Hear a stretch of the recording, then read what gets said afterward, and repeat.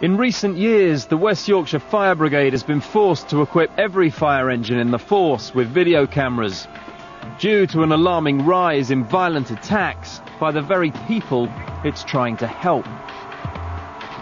The materials used in investigations, prosecutions and training throughout the brigade and nationally throughout the country. Brian Saville is the head of the Visual Services Department. He scrutinises all of the footage caught by the onboard cameras and is one of the first officers at the scene of a fire. He's filmed hundreds of hours of footage that's been used to solve crimes from firebombings to murders. You have a visual record to go back on, to look back on what happened. Lessons can be learned from this visual information that comes in, and if the person's at fault or equipment, it can be identified and dealt with. In the autumn of 2003, Brian came across something he'd never experienced before.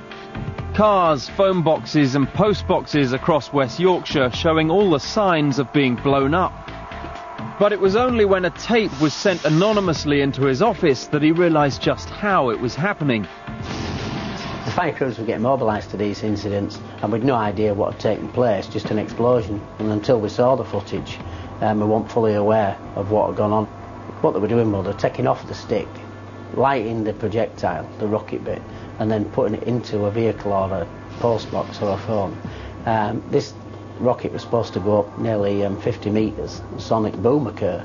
Obviously it didn't propel itself, it just burnt down and exploded in a confined space. Brian passed the footage on to the police, who circulated it to local news desks, urging the public to remain vigilant. But then Brian received a second anonymous tape, and it soon became clear that the Yobs were worryingly refining their bombing technique. Certain bombs that had been used did have nails and screws strapped to them, and this then spread over a wide area when the post box or the phone box had exploded, which gave us great concern.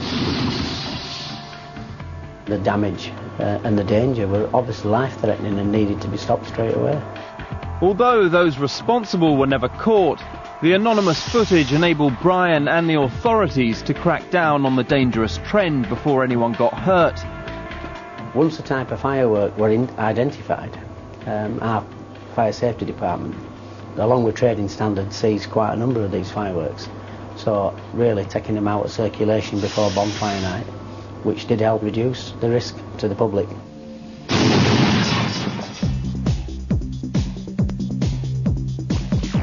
West Yorkshire Fire Service's training videos clearly demonstrate the dangers of dealing with homemade bombs. Unfortunately, they're not alone, and emergency services across the world regularly have to deal with a whole range of explosive situations on a daily basis. When this Colombian fire crew were called out to a blaze in a hardware store,